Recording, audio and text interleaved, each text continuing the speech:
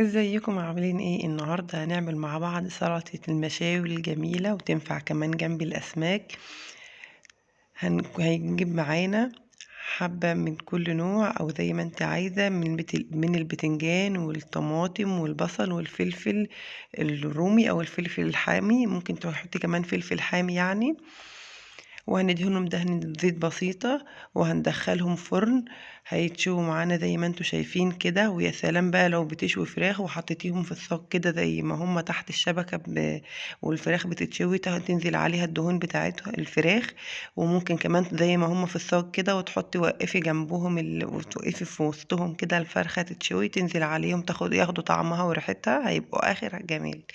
وهنقشرهم زي ما انتوا شايفين كده، نقشر الطماطم والبتنجان زي ما انتوا شايفين كده. عايزه اقول لكم ان هي كمان من اجمل السلطات اللي انا جربتها بصراحه، حلوه قوي. وكمان جنب السمك بتبقى خطيره يا جماعه. وهنقشر كمان الفلفل زي ما انتوا شايفين بيبقى عليه القشره الخفيفه دي. وبعد ما قشرنا الخضار بتاعنا كله هنجيب الخلاط بتاعنا وهننزل فيه بالخضار اللي احنا قشرناه تمام كده. وبعدين هنضيف معلقة كبيرة من الثوم المفروم،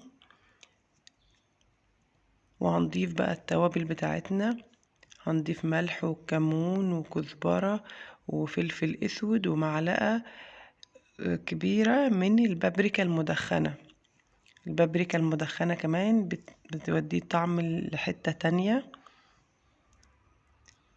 وهنضيف كمان كوباية من الزبادي، دي زبادي بيتي انا عاملاها في البيت.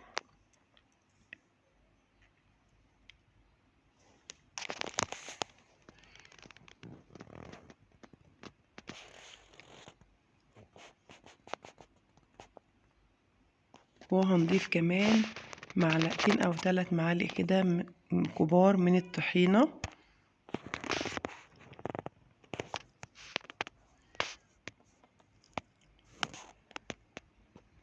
تمام كده. وهنضرب الكلام ده كله مع بعضه كويس جدا في الخلاط. وبعد كده هتكون معانا زي ما انتوا شايفين اجمل سلطة مشاوي، طعمها يجنن يا جماعة، وبألف هنا وشفا. ويا رب يكون الفيديو عجبكم، ولو الفيديو عجبكم وصلتوا معانا لحد هنا ما تنسوش تعملوا لايك واشتراك وتفعلوا الجرس علشان يوصل لكم كل جديد بقدمه. والسلام عليكم ورحمة الله.